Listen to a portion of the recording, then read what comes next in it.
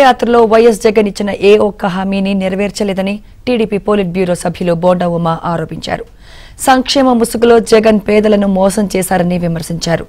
దాంతో అన్ని వర్గాల జీవితాలు తలకిందులయ్యాయని తెలిపారు.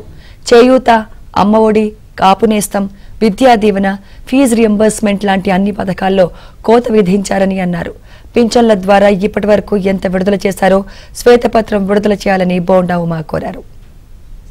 జగన్మోహన్ రెడ్డి 5 సంవత్సరాల పరిపాలన గాని, జగన్మోహన్ రెడ్డి చేసిన మోసం వల్ల గాని ఇవాళ పేదలు బతికే పరిస్థితి లేక ఈ ప్రభుత్వం ఎప్పుడు పోయి మళ్ళీ ప్రజా ప్రభుత్వం చంద్రబాబు గారి ప్రభుత్వం ఎప్పుడు వస్తా అని ఎదురు చూసే పరిస్థితి వచ్చిందంటే ఎంత దుర్మార్గంగా ఈ రాష్ట్రంలో పరిపాలన చేశాడో జగన్మోహన్ రెడ్డి అర్థమవుతా ఉంది. నవరత్నాలని నయవంచన చేశాడు, పింఛన్ హామీ ఇచ్చి నయవంచన చేశాడు, అమ్మఒడి అని చెప్పి నానబుడ్డి అని పేరుతో పేదవాళ్ల జోబులు కొట్టేశాడు.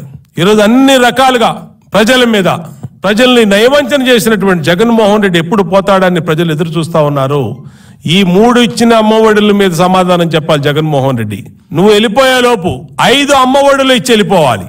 నువ్వు చెప్పినటువంటి మాట ప్రకారం, నువ్వు మేనిఫెస్టోలో పెట్టిన మాట ప్రకారం ఖచ్చితంగా ప్రజలకి బాకీ పడ్డ పింఛన్లో బాకీ పడ్డటువంటి 30,000 రూపాయలు, చేయూతలో నువ్వు బాకీ పడినటువంటి అందరికీ లబ్ధిదారులందరికీ 18,000 రూపాయలు, 1 కోటి మందికి 18,000 రూపాయలు, కాపు నేస్తంలో 30 లక్షల మంది మహిళలకి, మిగిలిన వాళ్ళందరికీ కూడా ఇచ్చి నువ్వు ఎన్నికల్లో ఓటు అడగాలి.